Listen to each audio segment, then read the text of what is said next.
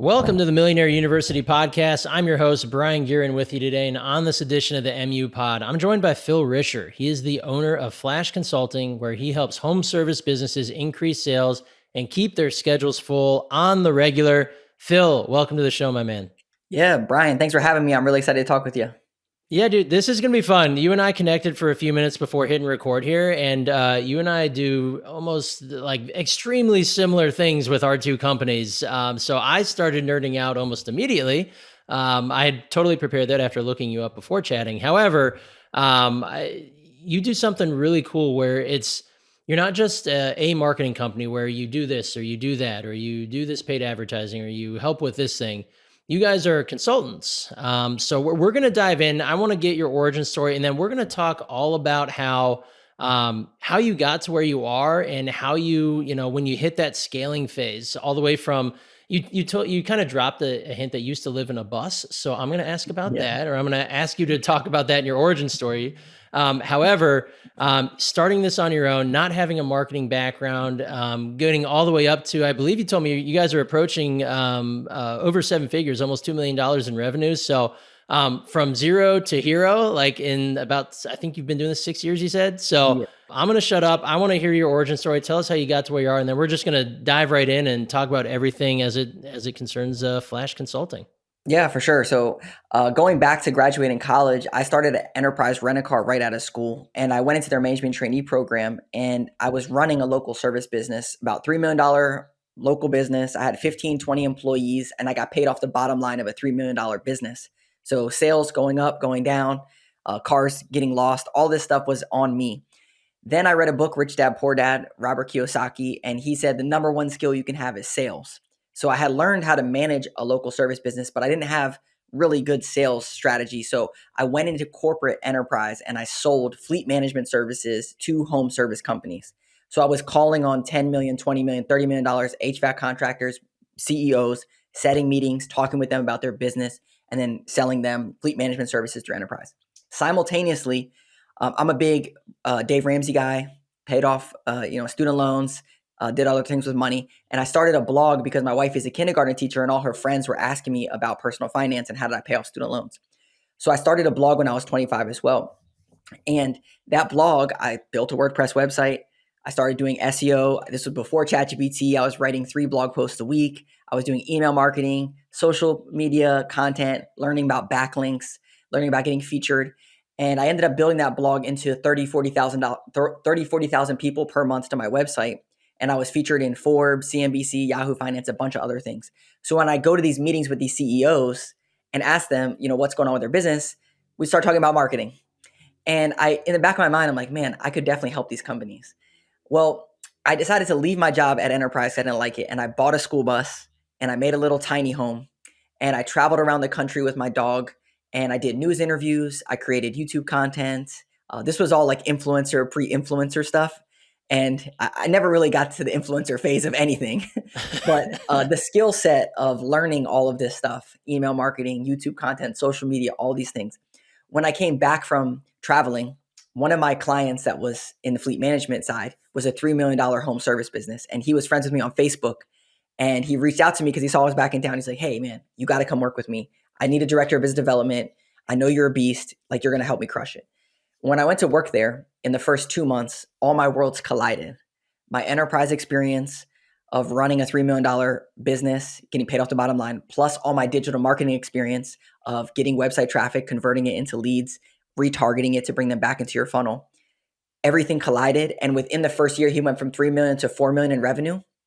He went from $300,000 to $900,000 in profit. And I was like, dude, we need to get after it. Like, we're just unlocking growth. And he was like, bro, chill out. I'm making $1 million a year. Like, leave me alone. So we had this like a month of like strife back and forth of growth. And he had been telling his friends, like, this guy's a beast. And so he actually named my company Phlash Consulting. And he said, I'll be your first customer. You're fired. Go help these other 2 companies and work with me and charge us like $50 an hour. And you'll make $100,000 a year and you'll be good. And that's basically like how I started, how I learned everything. Pretty cool story, I would say. Wow. Yeah, that's awesome. Besides traveling around the country in a bus that you outfitted into a home, Yeah. But what that man, what a probably I don't know if it was a blessing at the time, but maybe a blessing in disguise where your guy you were working with said, "Go start your own thing. Do that right now and go make this money and help these two other people." So that it sounds like that was obviously the catalyst for the beginning of your business. Were you ready for that at that time, or was that one of those kind of kicks in the where you're like, "Oh, I don't know, maybe." Yeah, so it's funny enough, I was working there and I never told the story actually. I was working there and I read cash flow quadrants from Robert Kiyosaki, Rich Dad Poor Dad. And then I read another book about taxes. And they were talking about if you don't have any, like when I was working, I didn't have any health insurance or any benefits because I was just working at a local service business, you know. So he was saying, well, you could save taxes if you just turn yourself into like an LLC or S Corp and then made other money, and then that way you're not getting any benefits anyways, you're just getting taxed ahead of time when you could, you know, write off your expenses stuff. So I had this conversation with him like, hey, this is where I'm at with this. And I was only making like 70 or $80,000. And when I say only, it's because I knew the impact I was making on the business. And so I knew, like, based off of getting paid off the bottom line at enterprise, like I should be making at least $100,000. So those two things, the conversation was, how can I make $100,000 and how can I change my tax structure?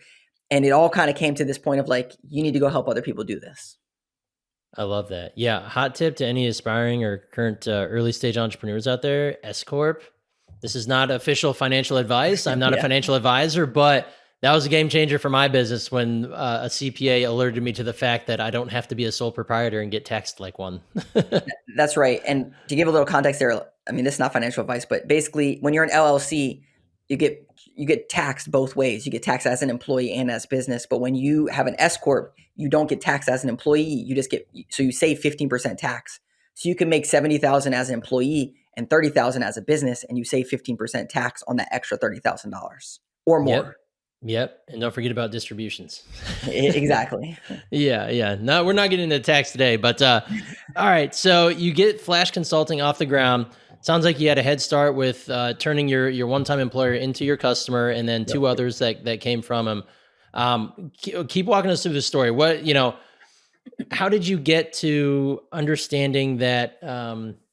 I guess what came first? Was it implementing your knowledge or getting into sales, which you already had sales skills, but now you're selling something a little different? What was that Yeah. like? Yeah. So what ended up happening was I didn't know, like, looking back, I knew exactly what I did to help him grow his business to 4 million. But in the midst of it, I was just doing my stuff, you know, like, oh, we need to fix this. Okay, I need to fix that.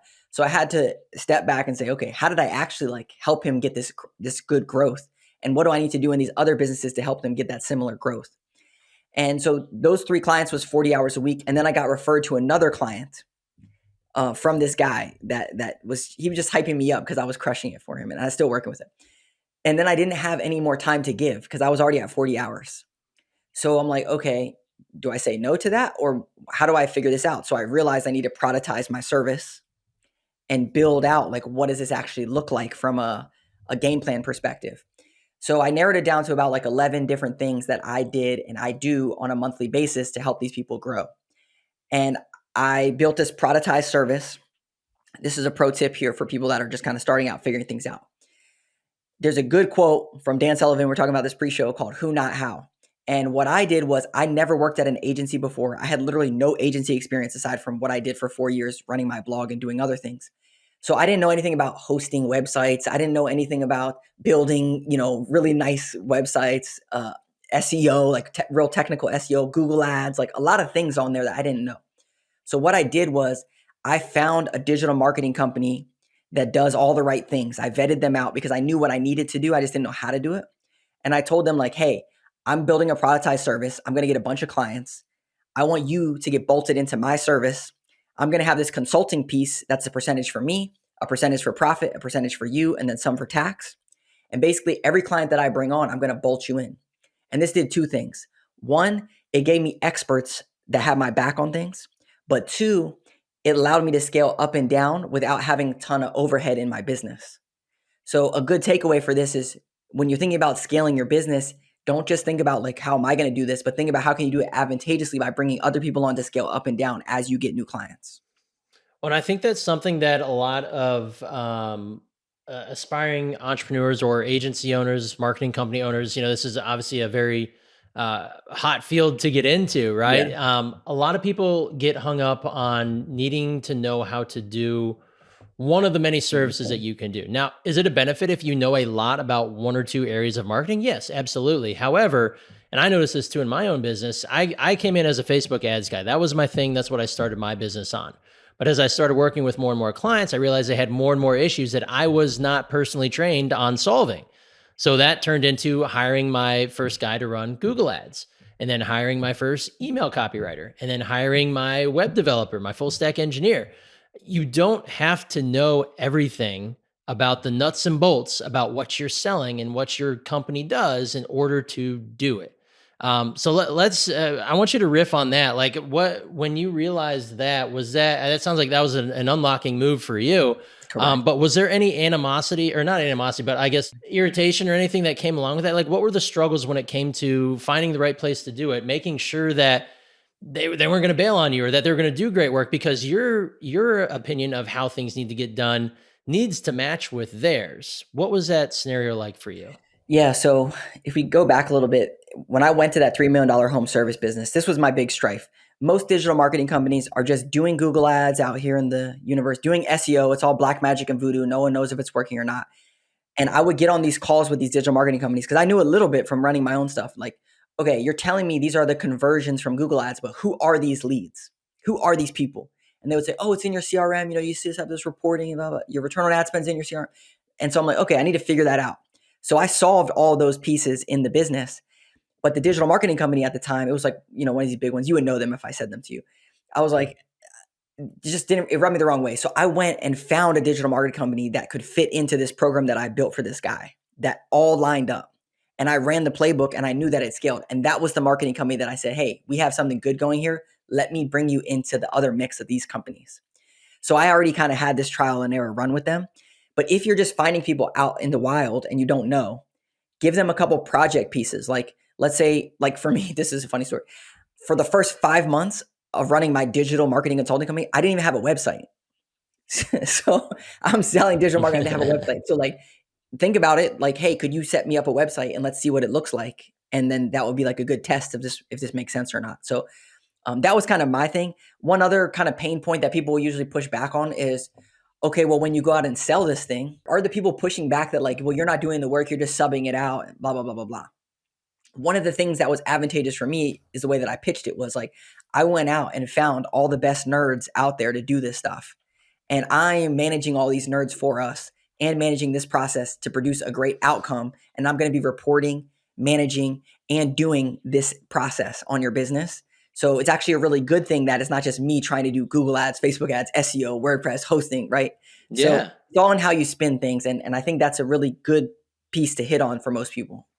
Yeah, well, and it's funny. I would encounter that question a lot when I was starting out, and I would always put it back on the business owner. It's like, let's say they're an HVAC company. I'd be like, well, respectfully, do you, Mr. Owner or Mrs. Owner, go out and service every piece, every HVAC system out there? Oh no, Yep. we don't. We have technicians. I'm like, well, I have my technicians too, and they're all experts, right? Yours are all experts. They're all certified. Yeah, so are mine. They're all experts in what we do. Yep. And like you said, it's even better that I don't do everything, because then I'm going to be going down with the ship, because it's going to crumble if I'm the only one doing everything. It doesn't work, Exactly. right? So I was like, that was my go-to. I learned from one of my mentors who said, put it back on them. They have people doing the work for them too. Right. It's right. Yeah. All right. So as you're getting this thing off the ground, you had a couple referrals to start out. How did you grow, and when did you get to the scale part of your business, and how did you get there? Yeah. So the first couple ones was just referrals because the guy in the beginning, I started making impacts on all these businesses. Like one of them went from 3 million to 8 million, sold to private equity. One of them 3 to 6 million, sold to private equity. So, Wow. word travels fast when you're like crushing it. So people start referring me. So I was up to around like 6, 7, 8 clients ish, probably 6 ish. And I hired a virtual assistant to kind of help me with the processes. And slowly, what I would do is take away things from this agency and build my stuff in house because I knew I was learning through this process what they were doing and how to do things.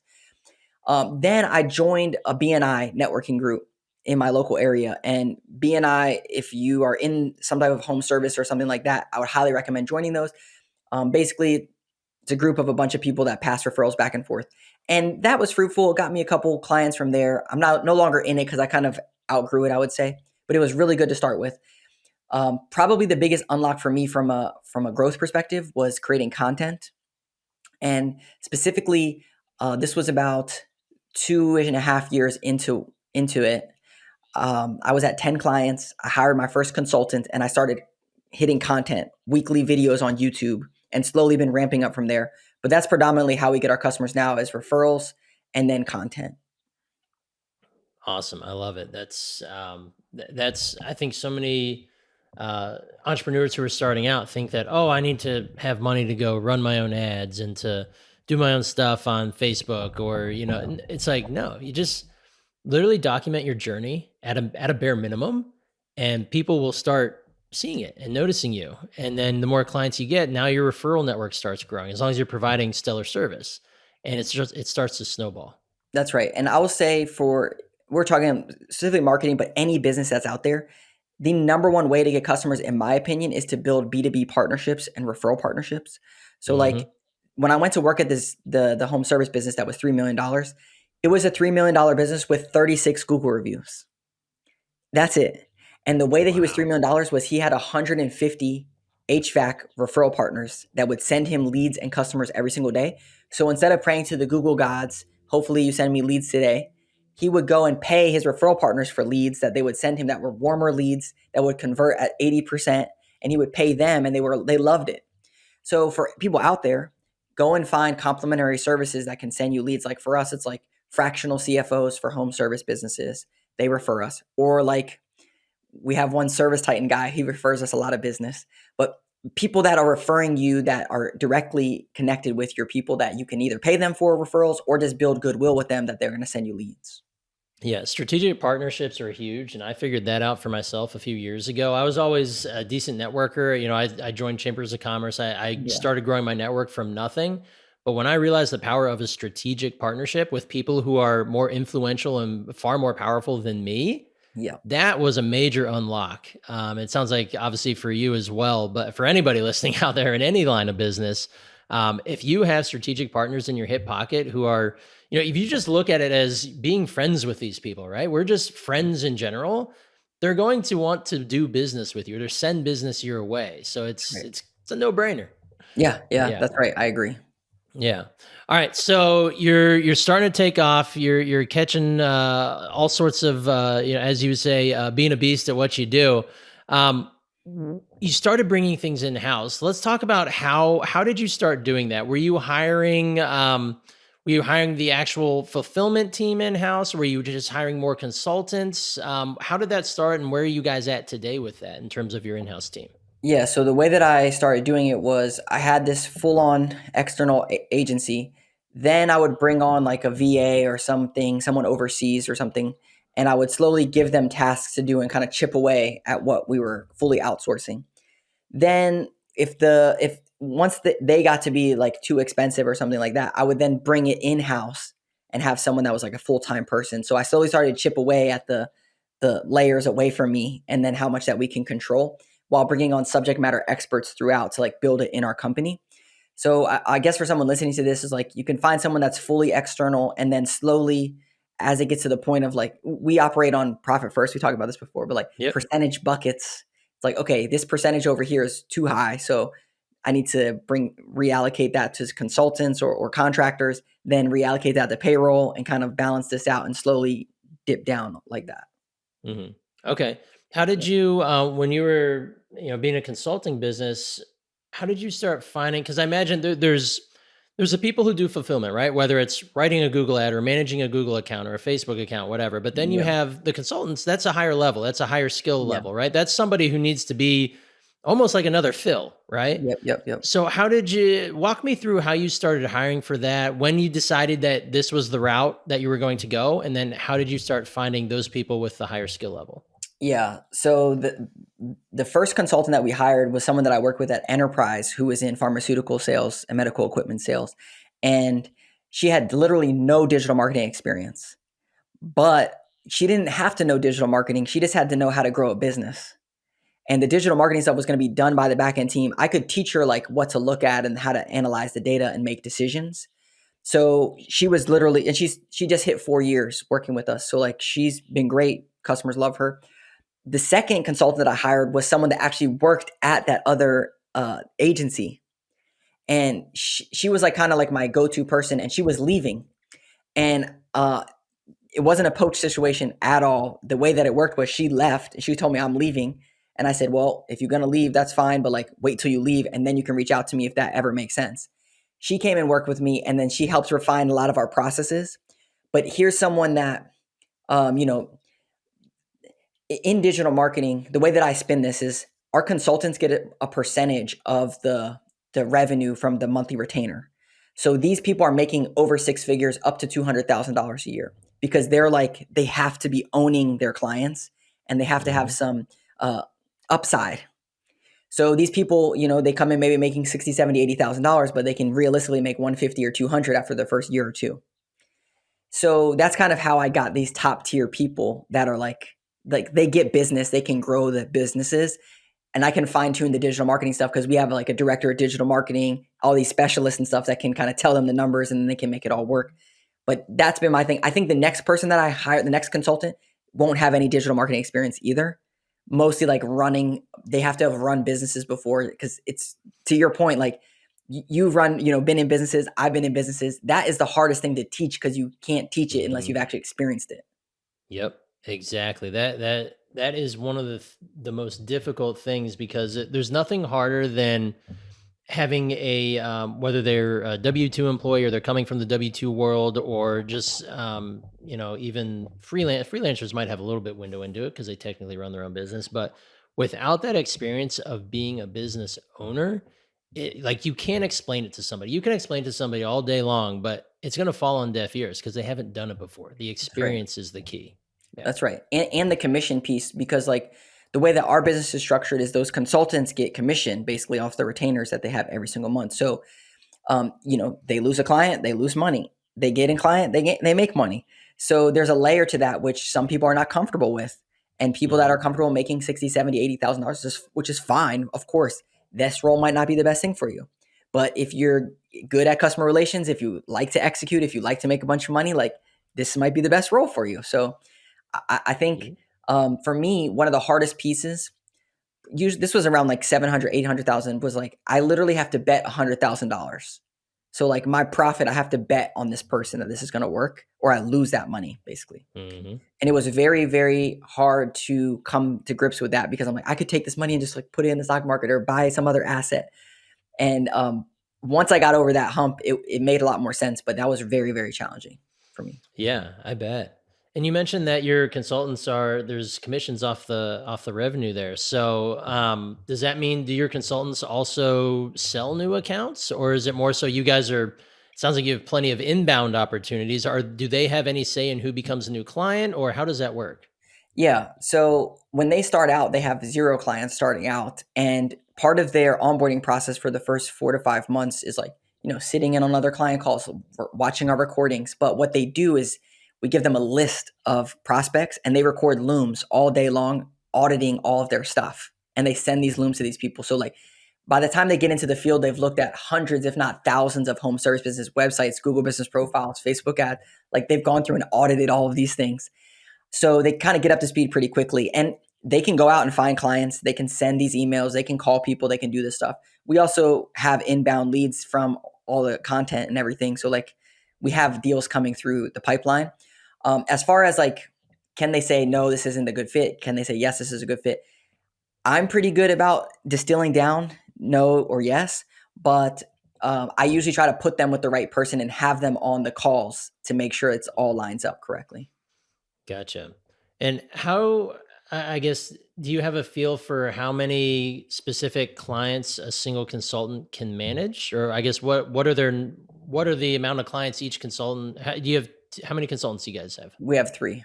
You have three consultants. And Yep. then on average, how many clients do they manage? And how do you know what the limit is? Yeah. So this is really good for anyone. If you're starting out, I would highly recommend this because I still do this to this day. I keep track of all of my hours every single day. based off of what I'm doing. So when I first started out, I did it by client. But now I have like, okay, marketing, I spend time on this, sales time on this, COO time on this, HR finance time on this, delivery time on this. So I can keep track of all of my hours. When I first started, I had I had literally had 10 clients plus virtual assistant plus all these other people plus another consultant that I'm training plus keeping track of all my hours per client. So I know that someone could manage 15 clients without all those other headaches because I already did it. So the threshold is usually around like 15 to 20 depending on the clients that they're working with, but yeah, 15 to 20 is what is like the sweet spot. Okay, gotcha. And then let's talk about the client experience side of this. What does it look like for a client of your company working directly with this consultant? So my understanding is this consultant is inserted in the business, and then take it from there. What do they do? What is the company expecting? How do they cooperate with you? What does that all look like? Yeah, so this is important for people as you're thinking about scaling or building your business because like as an owner and you're starting out, like you can give the best level of service, you can make sure that people are bought into things. The big thing for me is performance pay. And I know I have been hitting on this, but like if you give your team some type of incentive to maintain this relationship, they're going to do everything on their behalf to make sure that that customer is happy. So that means like they get a text in the evening, they might text back. They get an email, they might email back, right? So they're basically incentivized to make sure that these people are happy and continuing to stay with us. So that's the first thing is how can you make it a win-win for everyone so that you still maintain that level of service? So that's how we have built it in. As far as like the ongoing communication and relationship, one of my pain points was I hated emailing support at emails to get anything done. So Mhm. we have a rule like we don't have a support at email because we'll never have one. They have a dedicated consultant that's a call, text, or email away. That's their person that they can filter things through. So the communication goes like that. Another very good piece of this is for someone that's starting out as well. I would recommend having at least a monthly meeting, and on that monthly meeting, having a rolling agenda. The reason the rolling agenda works is because it's a document that is constantly getting iterated every single month. So that way you can manage what's going on and it looks like you're organized, even at that, just by having an agenda. So I would say those are some of the low hanging fruit things. Okay. And then you have the consultant that's placed in the small business. What does it look like for them in terms of building out a team? Do they kind of show up on day one and they say, "All right, tell us where it hurts." Okay, Mr. Business Owner, Mrs. Business Owner says, "Here's our biggest problems." Or is it spelled out already where they're like, "All right, we're coming in. We know our budgets for ad spend. We know our budgets for this. We know we need XYZ." Or is that all systematized or productized down to exactly what each business needs and you guys just plug and play? It's productized down to what the business needs based off of we have like 11 specific things, but I'll give you the overview of the three things. So even this has nothing to do even if you're marketing, if you're thinking about your business, here's how a good marketing plan looks like. There's three parts. First is visibility. How are you going to get new customers to know about you? And there's only a couple ways to do this. You can post content online like SEO, social media, whatever. You can run paid ads, Google search ads, Google LSA, Facebook ads, Meta, whatever. You can have people talk about you and get referrals like B2B partnerships, or you can go out and good old cold call, knock on doors, whatever. Like that's the only four ways. So for us, it's like, okay, you're going to do SEO, on-site, off-site SEO, Google search ads, Google LSAs. Like we have game plans for this. In the kickoff call, we get their budgets and everything. Then inside of their conversion funnel, we audit this on the kickoff call, which is when a lead comes in, what happens to it? Do you have a lead nurture sequence, a lead management plan inside of your CRM or not? When an estimate goes out, how do you manage this estimate into sale? That's most of the times there's big gaps in there that we can fix pretty quickly. Then in the retargeting side, are you sending out a monthly email newsletter? Are you doing text message marketing? How are you keeping people coming back into your funnel? And basically we take that playbook that I just literally told you and we drop it into their business. So what are you currently doing? How can we make it better? And then let's get after it. And then the iterations on this, specifically when it comes to SEO and any paid ads, is the return on ad spend piece because every single month you should be getting a return on ad spend report that says, okay, search ads, we spent $1,000, we made $10,000, whatever that looks like. When I was at the home service business, this was the missing piece of this whole equation, and that was reports. So what we do, like we're a Jobber partner, we have an API built into Jobber. We pull out all the data, the requests, the quotes, the total sales, and the new customers. What this allows us to do as a marketing company is say, okay, Brien, we got you 100 quotes. You only generated 20 estimates. Are the lead quality bad, or are you bad at turning them into estimates? Let's listen to the calls. Or we got 100 estimates, we only closed 10. Okay, Brien, your sales suck. How can we fix this? Right. So we're looking at this data, trying to go through this framework to figure out what do we need to fix to help grow the business. Okay, so this is a two-parter. Yeah. First is, where do you get pushback from clients? And the second part is talking about CRMs. Do you guys have, it sounds like if you're coming in to work with this company, you're coming in and bringing your tools, one of them being Jobber. How does that work? Or does that lead to pushback? I just mushed my questions together, but here we Yeah, go. yeah, no worries. I would say the biggest thing from pushback is when we work with people that are too small. So we had a guy, he just fired us actually. He was a electrician out in San Diego. And the first month, last April, let's just say, last April, he generated 50 estimates in his House Call Pro. This April, he generated 130 estimates in his House Call Pro, almost 3x. The month after that, it was up double the number of estimates. The problem is the pushback piece is that he was the CSR and the salesperson, and he wasn't willing to hire those pieces to grow his business. He Hmm. thought that it's a lead problem. And how could it be a lead problem if you have all these estimates and you have bad sales? And we listen to every single call. So that's the main pushback piece, is that people think that it's a marketing problem when really it's an infrastructure and a risk problem that they're not willing to invest and take out these pieces in their business. So that's the first thing. As far as the CRM goes, Jobber we're pretty in bed with, Service Titan embedded with, House Call Pro, Work Is. Those are like the main ones for home service businesses.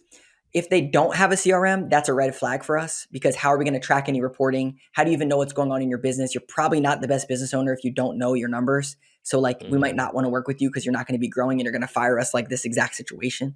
So that's a little pushback. And then if they don't have a CSR, customer service representative, it's the same thing. Like, bro, we're about to turn on the floodgates of customers and leads, but like you're not going to be able to handle it. Right. So we had another example they do like custom closets and wardrobes. Exact situation. The first month, he had a ton of estimates. He hired a customer service representative and a salesperson. 12 months later, now he's doing $240,000 a month, and he was doing $80,000 a month, so 3x. So I know that it works, but that's like the main pushback points and like CRMs and how we work with them. Okay. Yeah, because I know in my business that's a pushback point for us. Some businesses are like, "Hey, help us out. We're open to whatever." But some businesses, they're hardcore in bed with a CRM, and a lot of times it's, in my opinion, a really crappy one, right? And you got to pry them away, or we don't really try that anymore, but you would Yeah, have to pry them yeah, away from it because it's not worth it on our end. We learned, but yeah, when there's so many better ways to do it. However, that is a major sticking point, and I was curious if you guys yeah. see a lot of that. So, Good data, good um, decisions is what we tell them. And like, if you have a bad CRM, we can't fix that, and you're not going to know the data that you want. We can try our best, but at the end of the day, it's what you got. right, exactly, exactly. All right, so tools used. We already talked about CRMs a little bit. You have connections with House Call Pro, Jobber, another one I forget. But what are the tools on a regular basis that your consultants use or that your team uses Yep. within these businesses? Yeah. So if you're starting out scaling your business, we use Google Workspace for everything. So all of our SOPs and everything is in Google Workspace.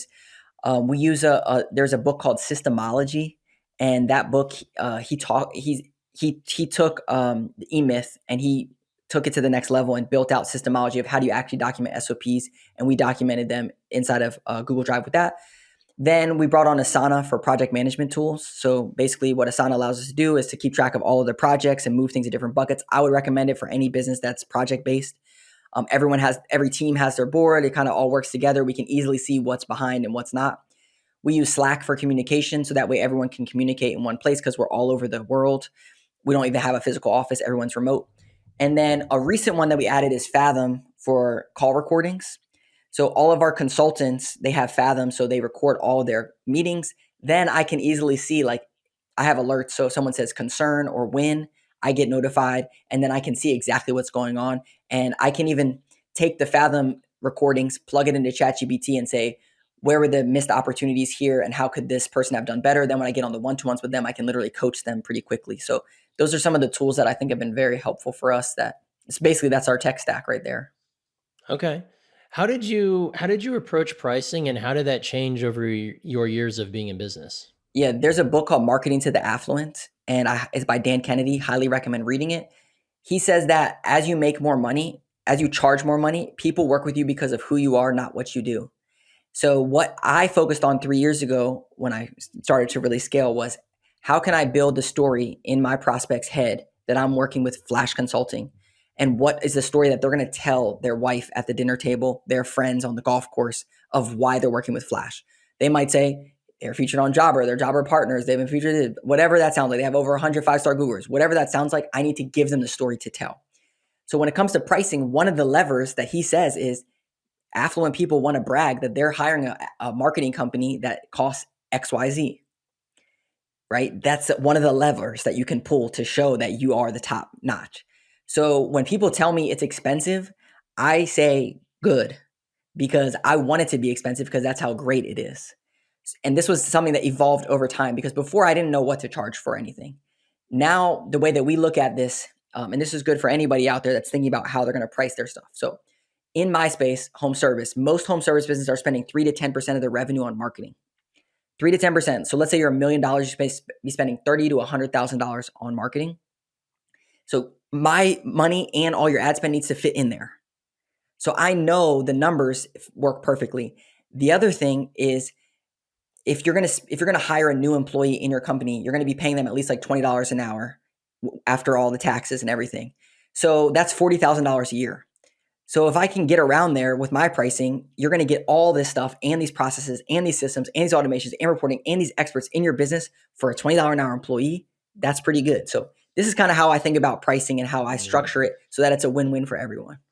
Yep, that was a major unlock for me in my business when I understood that understanding where these types of businesses are, what they should be doing with their spend, which that 3 to 10% is right on par, Yep. and knowing that what we offer, if we're offering it at or, very similarly priced to a single employee without having to pay benefits, Or now to the headaches, or showing up, headaches. all the stuff. Yep. Or exactly. And like, God forbid they hate our guts, they can fire us, right? Like they don't have to Exactly. feel bad about firing a human. It's a company, right? Now Yeah.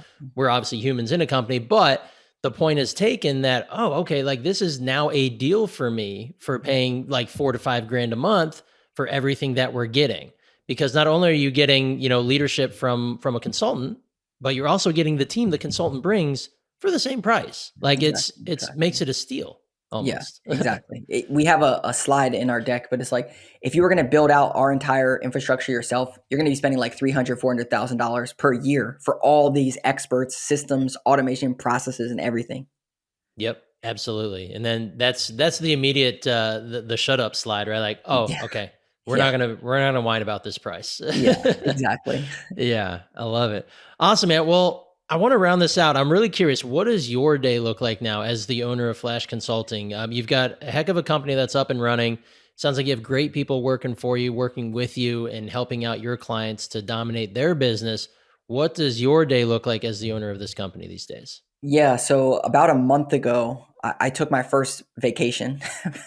Nice. And by vacation, I mean before I would go on vacation, of course, but it'd be like, check my emails, log in at 6 a.m., make sure my team's good, make sure my Slack's good, be available for calls if they need anything. But 1 month ago, 6 years into the business, I literally signed off for a whole week. No email, Wow. no Slack, no phone calls for a whole week. The next Monday, I stepped back onto the field with my team. I had no idea what happened in my business for a week.